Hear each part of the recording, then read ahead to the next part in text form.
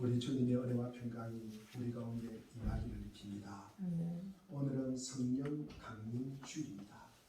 우리가 교회를 따르면 한 해의 시작은 11월 말에 시작되는 대림절로부터 시작이 됩니다. 대림절이 끝나면 성탄절이 오고요. 연초에는 주현절이 시작되고 그리고 사순절, 고난주간을 지나면 부활주일입니다. 예수님께서 부활하시고 성천을 하시게 되는 것입니다.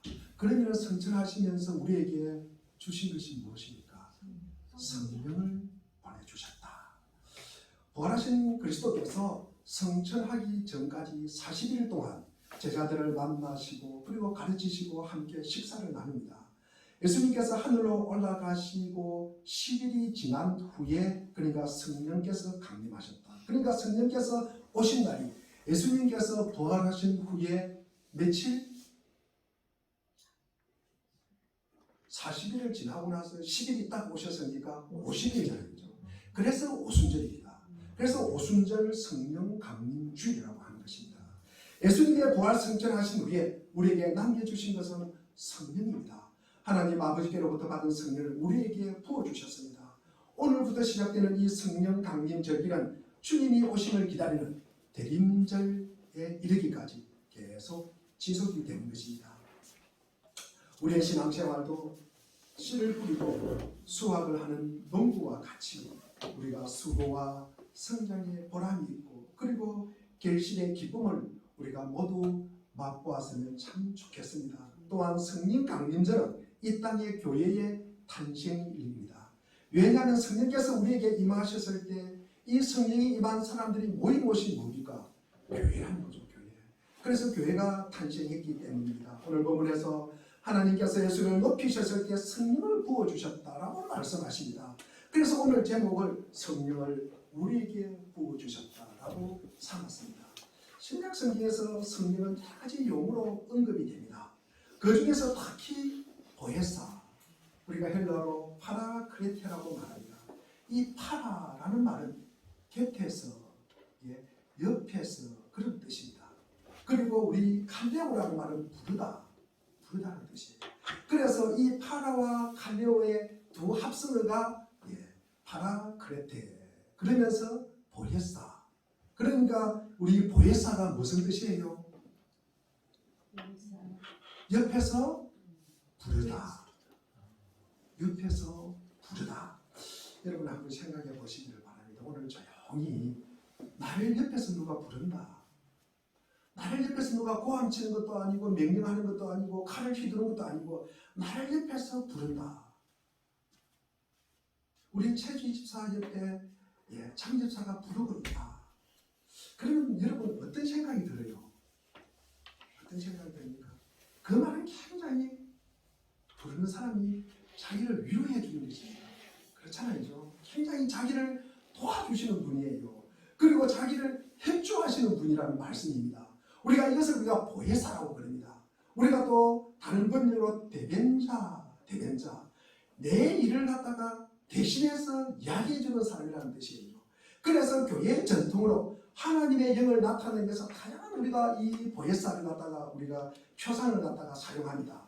우리 오늘 183장을 우리 불렀는데 하늘에서 내리는 단비, 성령의 단비. 제가 전에 사역하던 교회에서 비만 오면은 이 찬양을 부르더라고요. 찬양을 부르더라고요. 183장 아마 담임 목사님께서 굉장히 좋아하셨던 것 같습니다. 하늘에서 내리는 단비, 이게 성령의 단비예요. 단비. 여러분. 그리고 불길, 우리가 생명의 빛, 바람, 생수, 기름 등이 그것입니다. 아주 우리가 은유적으로 우리가 표현을 갖다가 합니다만 성령은 우리를 그리스도의 마음과 연결시키는 게 이것입니다. 우리가 그리스도와 단절하는 것이 아니라 어떻게 하든지 우리와 그리스도의 관계를 맺게 하는 거예요. 그리고 이 메마름이 해소되는 거예요. 차갑고 식었던 마음을 불타오르게 하는 거예요. 어둠 속에서 옆에 있던 사람들을 바른 길로 인도하시는 것이에요. 숙명론에 빠져서 낙담하고 낙심하는 사람을 이렇게 세워서 역사를 바꾸게 하는 힘이 성령이라는 것입니다. 지금도 우리가 숨을 쉬는 것은 하나님께서 우리 속에 생기를 불어넣고 계시기 때문입니다. 우리가 살아있는 순간순간이 하나님의 은총의 때임은 바로 그 때문입니다. 성도가 자신의 영적 필요를 말하고 자신의 죄를 고백할 때 목사와 성도 사이에 절대적 비밀이 지켜지는 게요. 의사와 환자 사이도 절대적 그 약속이 지켜지는 게요. 그렇게 대변자와 내담자 사이의 관계는 절대적인 신임 관계로 인해서 만들어지는 것입니다. 그 관계가 없으면 절대로 만들어질 수가 없어요. 우리가 피자가 그의 모든 마음을 터놓고 그의 대변자인 변호사에게 말을 합니다. 이 변호사인 대변자는 절대적인 신임 속에서 그것을 받아들이는 게요. 그리고 그 대변자는 또 다른 의미는 뭡니까? 어떤 희생을 겪는다 하더라도 이 내담자를 위해서 최선을 다해야 한다는 것입니다. 변론이 별 것 할 것 없어요. 그리고 유죄인들 이 사람이 같아요.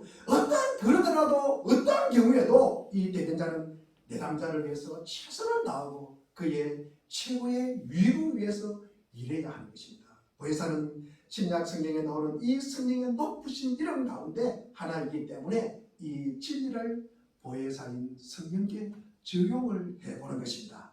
우선 우리가 오늘 본문의 제목처럼 성령을 우리에게 부어주시면 우리는 어떻게 될까? 우리에게 적용을 해보는 것입니다. 성령은 우리와 함께 하시고 우리와 함께 역사하시고 우리의 삶을 대변해 주신다는 거예요. 성령이 우리와 함께 할 때 무엇에 대해 성령이 대변해 주시는가? 그리스도는 높은 곳에 계신 우리의 대변자예요. 높은 곳에 계시지 말고 우리의 내면에 계시는 우리의 대변자라는 것이죠. 그리고 진리의 대변자요, 그 진리에 응답하시고 거기에 반응하시는 분이에요. 그리고 모든 죄에 대해서도 그렇다는 것입니다. 자, 그러면은 이 죄의 주장에 대해서도 그렇게 한다. 죄의 주장이 있나? 죄의 주장에 대해서 그렇게 한다는 말이 무엇이겠습니까? 이것을 우리는 심리학자들은 이것을 갖다가 욕망의 합리화라는 용어로 사용합니다. 욕망의 합리화라는 말을 통해서 나타내려고 하는 것이 무엇일까? 나타내려고 하는 것이 무엇일까? 욕망의 합리화. 자, 여러분이 주일 예배 시간이 되었습니다. 오늘 아침에 깨어보니까 밖에 비도 부슬부슬 오네요. 이게 참 가고 싶지 않아요. 그럴 수도 있고. 주일 아침에 제가 이렇게 문을 활짝 여니까 너무 날씨가 화창하고 좋아요. 너무 화창하고 좋아요. 그러면 여러분들 중에서 아마 이런 생각을 하고 계시는 분이 있을 것입니다. 물론 예배에 참석하는 것도 오라. 나에게 내 영혼과 하나님에 대한 의무가 나에게도 있어. 하지만 나에게도 내 몸에 그리고 내 감정에 대한 의무도 있는 거야. 나는 일주일 내내 직장에서 열심히 앞만 보고 일했어. 그리고 자연이 주는 이 싱그러움, 이 파릇파릇한 봄, 이 봄이 지금 막바지에 거의 다 지나갑니다. 이 싱그러운 봄도 한번 느껴보지도 못하고 지나갔다는 생각이 문득문득 드는 거예요. 그러면서 자기 속의 마음에 갑갑함을 느낍니다. 나에게도 필요한 보상이 필요한데, 나에게도 리프레시가 필요한데, 나에게도 실제로 필요한 기분 전환이 있어야 되는데, 그렇지, 맞아. 게다가 저 바닷가에 세상에 둘도 없는 친구가 나를 기다리고 있네요. 그 친구가 멀리서 나를 만나려고 여기까지 왔네. 그 친구를 격려해 줄 사람은 나 외에는 아무도 없어. 그 친구는 혼자 막 의기소침하면서 나를 눈이 빠지도록 아마 기다리고 있을 거야. 친구로서 그 친구에게 가봐야 하는 게 확실한 내 의무가 아닌가? 그리고 그것이 친구의 도리가 아닌가? 이게 마지막 만남일 수 있는데 설교는 아마 이따가 유튜브에 올리면 그때 들으면 되지 뭐.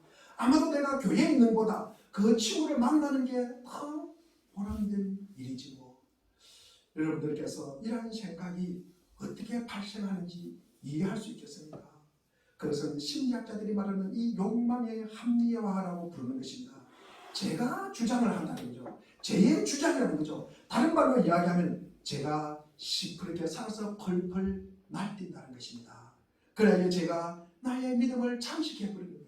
나의 믿음을 뭉개버린다는 말씀입니다. 제가 주장한다. 이 어떤 자신의 욕망을 합리화하는 사건이 성경에 너무나 많이 나와 있습니다. 그 중에 한 사건이 바세바 사건입니다. 다윗은 자기 희와 장군인 우리아의 아내 바세바를 유혹하고 그리고 죄를 범합니다. 그런데 다윗은 그 결과가 두려워서 그 여인의 남편인 우리아를 죽이기로 결정을 합니다. 계략을 꾸밉니다. 그래서 다윗은 가늠죄에다가 살인교사, 그러니까 살인죄를 갖다가 더하는 게예요. 하나님의 심정에 따라서 지음받은 사람이 누구예요? 너무나 유명한 다윗이에요. 다윗이 어떤 사람입니까? 어떻게 죄 속에서 번뇌하고 몸부림치지 않았겠습니까? 우리가 그것을 알고도 어떻게 다윗이 그 지경에 이르렀을까? 그 지경에 이르렀을까? 여러분, 그것은 바로 욕망의 합리화에 의해서 죄의 주장에 의해서 자기가 그 죄에 지배당하는 거예요. 그리고 그 죄에 넘어지는 거예요. 그 죄에서 자기가 엎어진다는 말씀입니다. 자, 우리가 죄된 생각이 다윗의 마음속에서 교차를 합니다. 그 마음이 찾아왔어요. 욕망이, 그리고 그것이 막 들끓는 거예요. 그 마음이 서로 그 자기 마음에 서로 엇갈리는 거예요. 이래 볼까 저래 볼까 막 마주치는 거예요. 그 안에서 폭풍이 일어납니다. 번개가 치기도 여러분, 다윗은 이거를 참을 수가 없었던 거예요. 다윗은 그런 생각을 지워야 하는데 그러지 못했다는 거예요.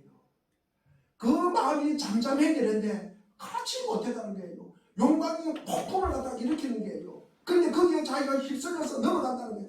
다윗은 기도로서 이 죄된 생각, 그 죄된 상상, 그 마음을 이겨내야 하는데 오히려 그 머리에 그 욕망을 품고 있고 마음의 죄된 생각을 상상함으로써 그 죄를 갖다가 더 뻥튀기 했다는 것입니다. 키웠다는 말씀입니다.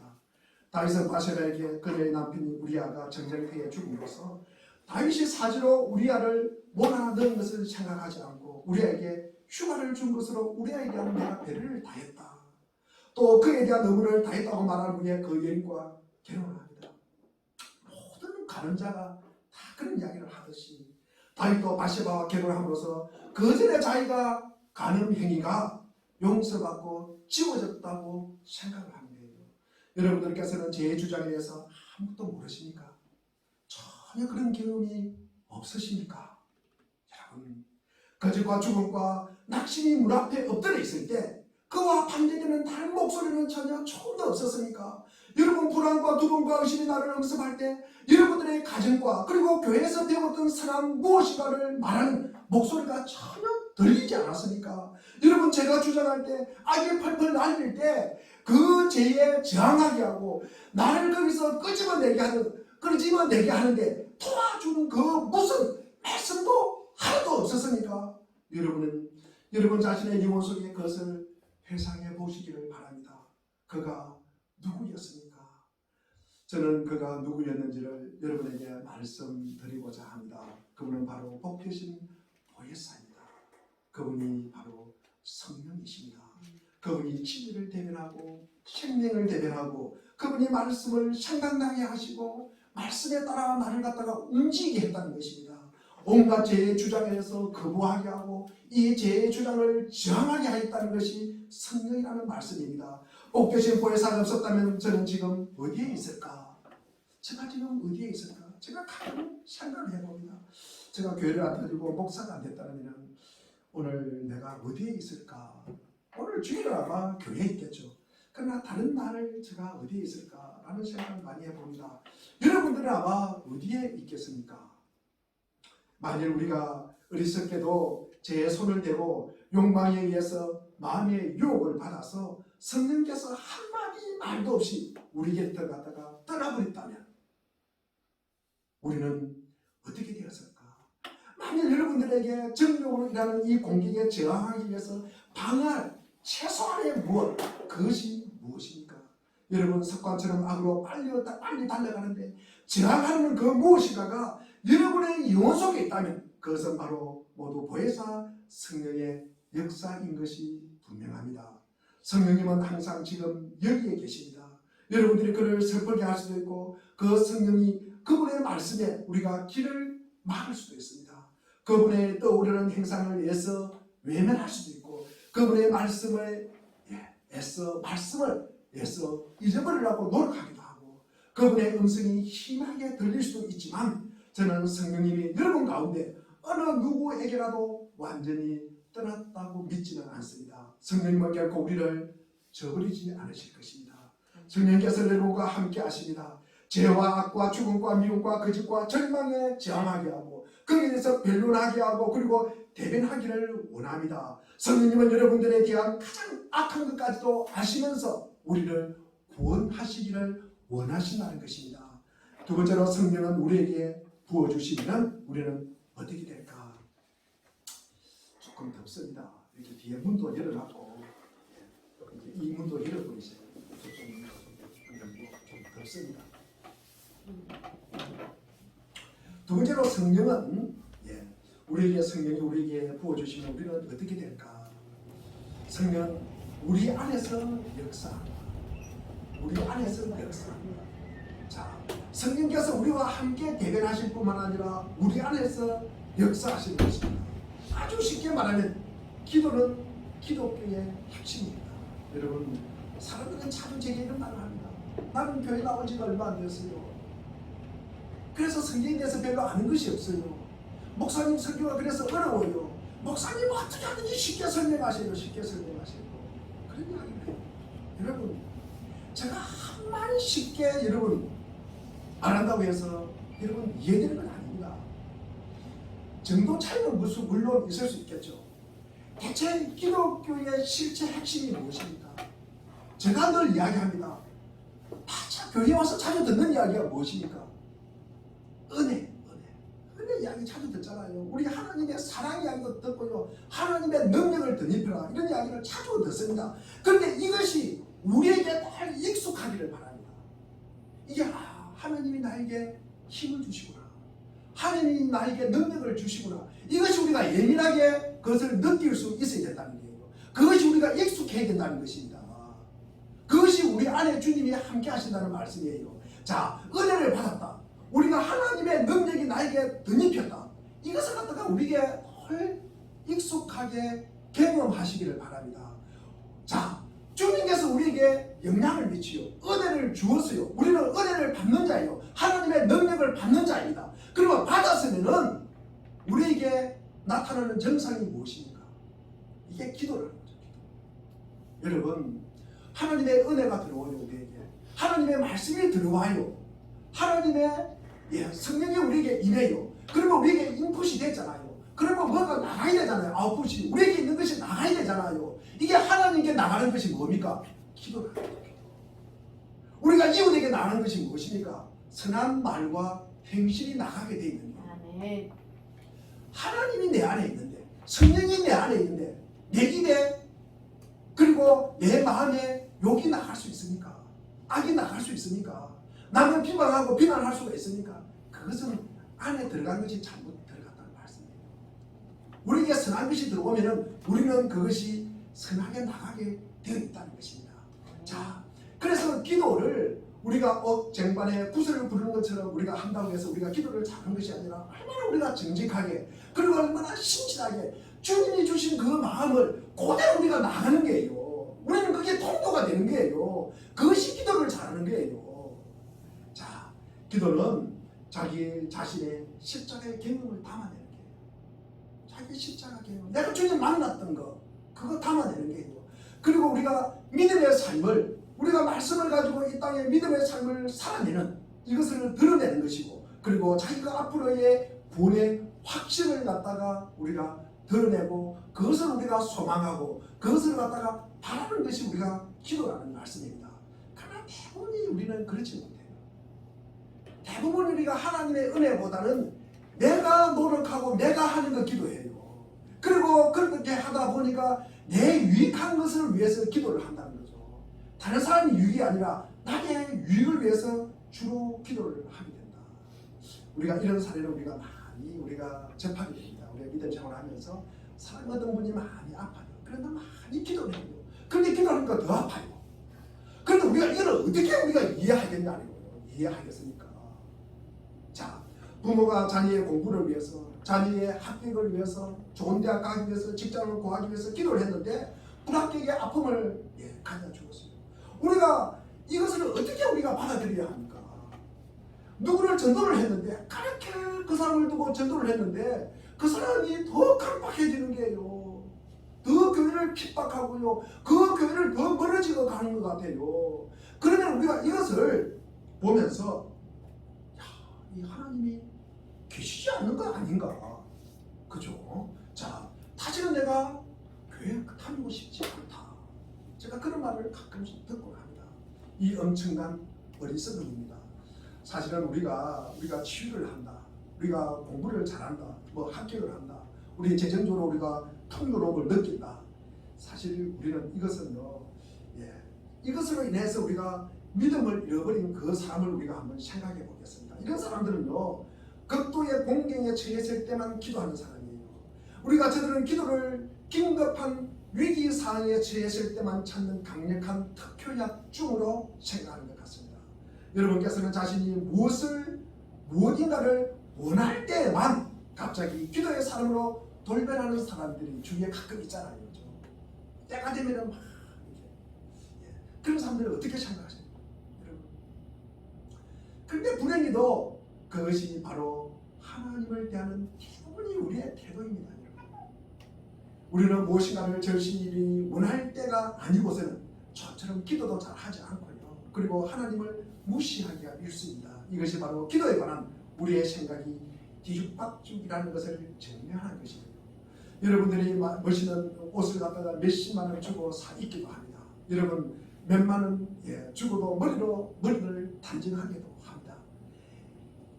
그러면서 기도에 도움이 되는 책을 갖다가 자기 돈을 주고 구입해서 읽은 적이 있습니까? 있다면 자주 있습니까? 여러분 평생 살면서 한 번 정도는 있겠죠.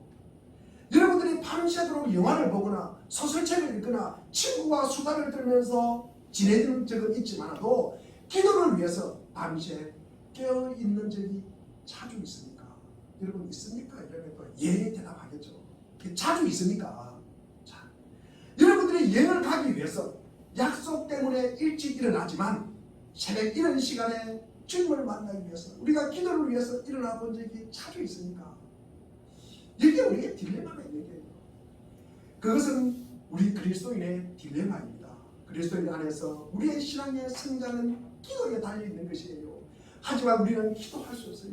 이 말은요, 기도에 대한 그리움이 없는 거예요. 사모함이 없는 거예요. 우리가 공경이 우리 안에 없다는 말씀입니다. 우리는 억지로 무릎을 꿇습니다. 이것은 굉장히 비참한 일이에요. 여러분, 억지로 무릎을 꿇는다. 우리가 억지로 주님을 만난다. 우리는 우리에게 정말로 가장 중요하고 절실한 것에 대해서 이처럼 별로 갈망하지도 않고 그냥 무덤덤하게 지내는 경우가 너무나 많습니다. 그것은요, 우리가 막다른 골목, 자기의 믿음이 다운되어 있다는 거예요. 이 막다른 골목에서 우리는 어떻게 벗어날 수 있을까? 하나님께 나가야 되는 것입니다. 하나님을 만나야 해결되는 것입니다. 하나님께 여러분의 딜레마를 정직하게 아뢰시기를 바랍니다. 기도 없이는 신령한 것들 속에서 우리는 성장할 수가 없습니다. 하나님께 아뢰시기를 바랍니다. 실제로 우리가 기도할 마음이 없다고 하나님께 솔직하게 말씀을 드리시기를 바랍니다. 그러면서 하나님의 말씀을 경청하셔야 되는 것입니다. 하나님께서는 공경에 처한 여러분을 위해서 무엇인가를 행하고자 원합니다. 여러분의 상황이 어떻든, 여러분이 어떤 상황에 있든 어떻게 하든지 우리 주님은 우리를 갖다가 뭔가 도와주기를 원하신다는 말씀입니다.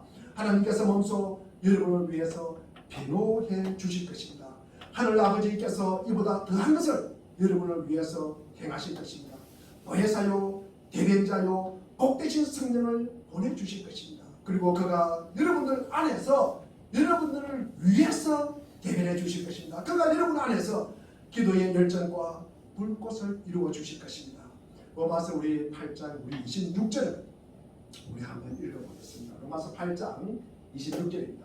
자, 한 목소리를 시작. 하나님께서 오래 참으시다가 지금 이때 자기의 의로우심을 나타내신 것은 하나님은 의로우신 분이시라는 것과 예수를 믿는 사람은 누구나 의롭다고 하신다는 것을 보여주시려는 것입니다. 본문이 조금 이게 8장 26절입니다. 3장 26절을 읽어봅니다. 제가 8장 26절을 읽어보겠습니다. 이와 같이 성령께서는 우리의 약함을 도와주십니다. 우리는 어떻게 기도해야 할지도 알지 못하지만 성령께서 친히 이루다 할 수 없는 탄식으로 우리를 대신하여 간구해 주십니다. 제가 잘못 보낸 것 같습니다. 우리가 간구하라는 말은 도우시다라는 의미입니다. 때가 되면 성령께서 여러분들에게 기도의 은사를 불어 넣어 주실 것입니다. 그때 여러분께서는 쉬지 않고 기도하게 된다는 것을 알게 될 것입니다. 여전히 여러분들께서는 스스로 기도를 불러 일으켜야 할 때가 있습니다. 그러나 저는 여러분들께 기도에 대한 갈망이 날마다 점점 더 많아지기를 바랍니다. 그리고 여러분들께 기도의 능력이 있다고 느끼는 날에 바쁘다는 이유로 기도의 시간을 포기했다면 그날은 여러분이 분명히 그날은 잘못 보낸 날이에요. 그날은 여러분들이 잘못 보낸 날입니다. 기도의 생각이 있고 기도의 마음이 있고 내가 기도해야 된다는 느낌이 들면 기도하십시오. 그것이 앞서가는 것입니다. 그것을 우선으로 우리가 삼아야 돼요. 그것을 갖다가 내가 시간 있을 때 한다. 내가 뭐 일하고 마지막에 한다. 그러면 여러분 넘어가는 것입니다. 못합니다. 여러분. 성령께서 우리 안에서 우리를 대변해 주실 것입니다. 우리가 기도를 한다는 것은 성령이 내 안에 계신다는 확실한 증거라는 말씀입니다. 세 번째로 성령을 우리에게 부어주시면 성령은 우리를 통해서 대변하십니다. 자, 성령께서 우리와 함께 하시고 우리 안에서 역사하시고 그리고 우리를 통해서 대변해 주십니다.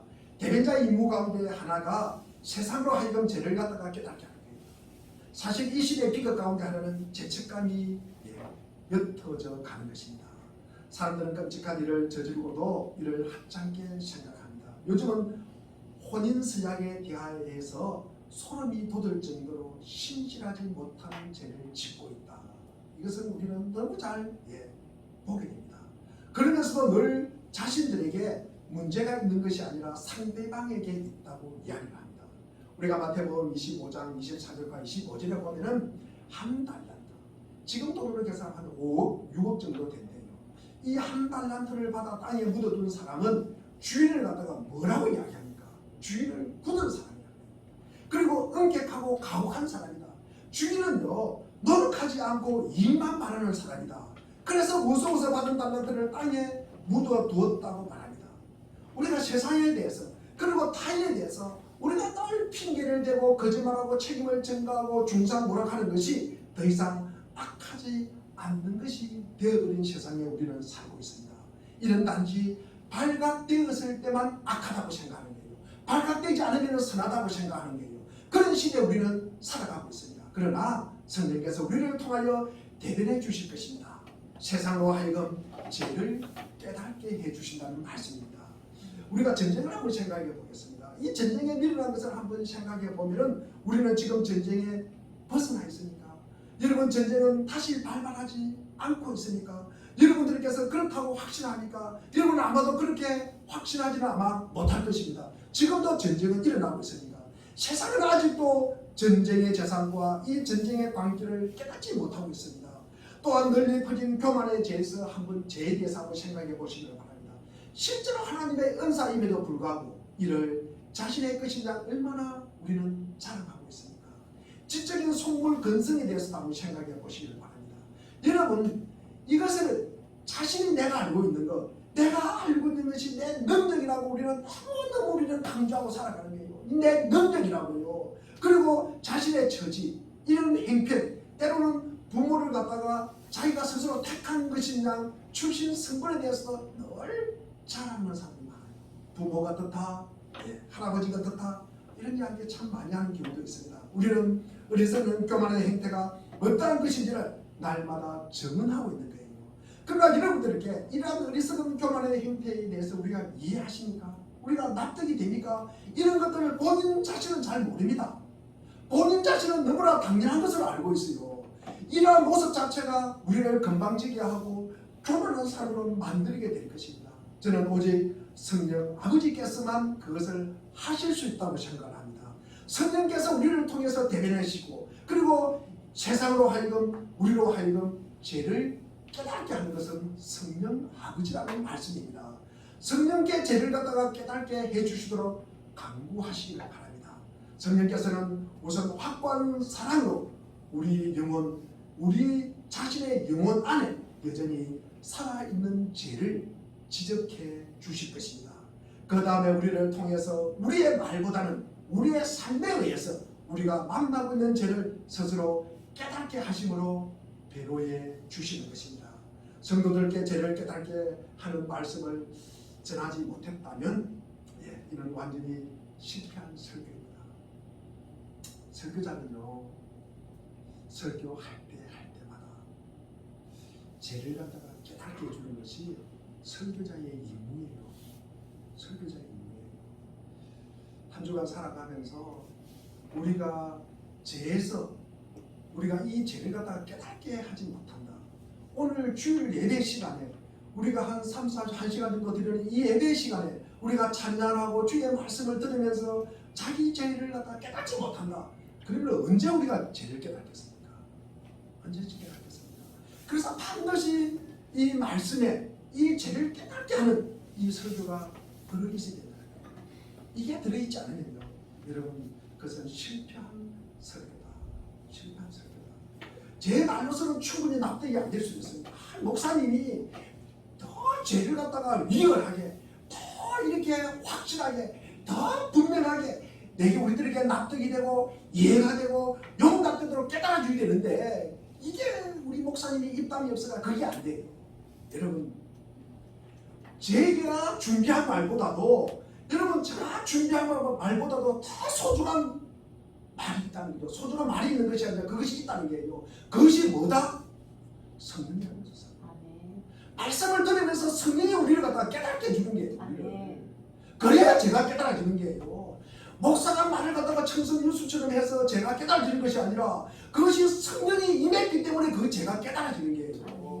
목사의 말을 통해서 깨달아지는 것이 아니라 성령이 임함으로써 그거 제가 깨달아진다는 말씀이에요. 제게 필요한 것뿐만 아니라 여러분들에게 꼭 필요한 것은 성령의 능력이라는 거죠. 성령의 능력입니다. 그 성령이 임해야 그 말씀이 이해가 되고 납득이 되고 받아들여지고 그 말씀이 은혜가 넘치게 돼요. 은혜가 넘치게 되는 것입니다. 오늘은 우리가 성령 강림 주일입니다. 성령께서 우리와 함께 하시고 우리 안에서 역사함으로써 그리고 우리를 통해서 죄를 갖다가 깨닫게 합니다. 자, 우리와 함께 한다는 것은 우리는 죄에 대해서 저항하는 거예요. 바세바의 예를 들었습니다. 우리 안에서 성령의 역사가 있다. 이것은 우리가 우리의 입을 통해서 기도하게 하는 거예요.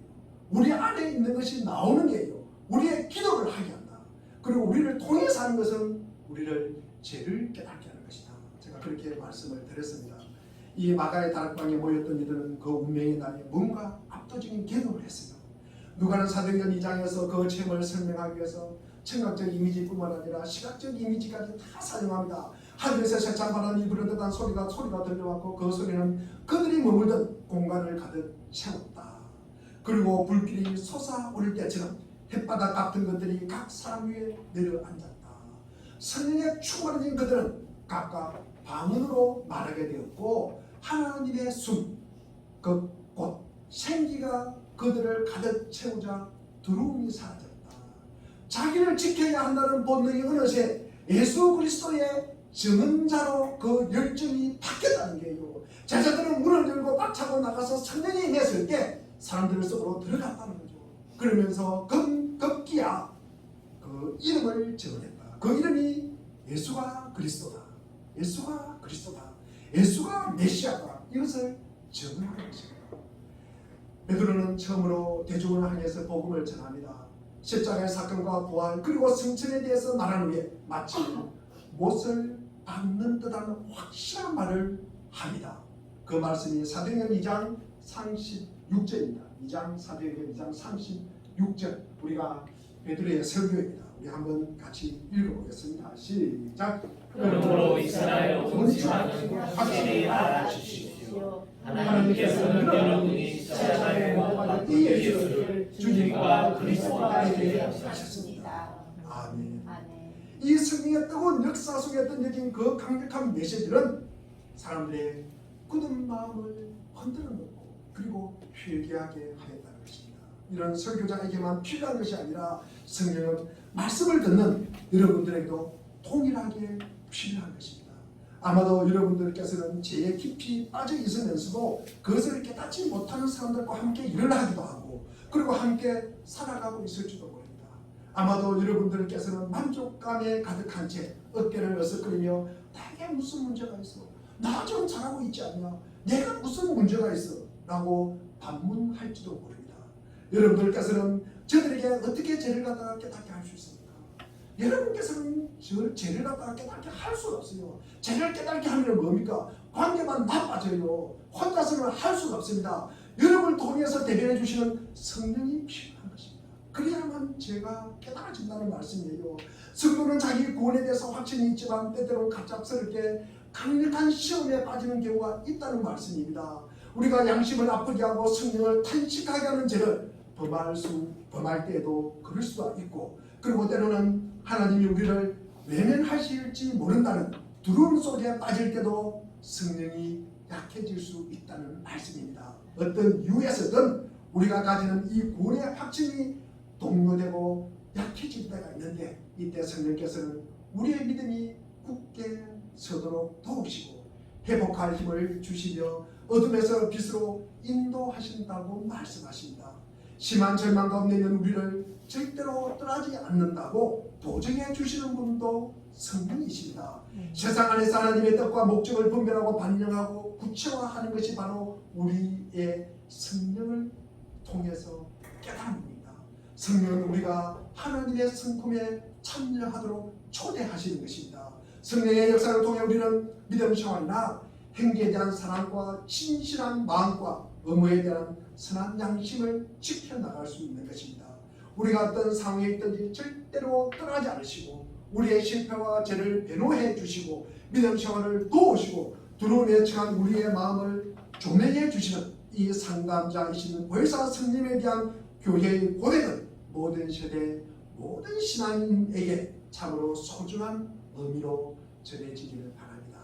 성령이 주시는 구원의 보증이 오늘날에도 역시 심한 갈증과 심한 실망과 강력한 시험 속에 처해 있는 믿음의 사람들을 소생케 하는 강력한 힘이 되기를 바랍니다.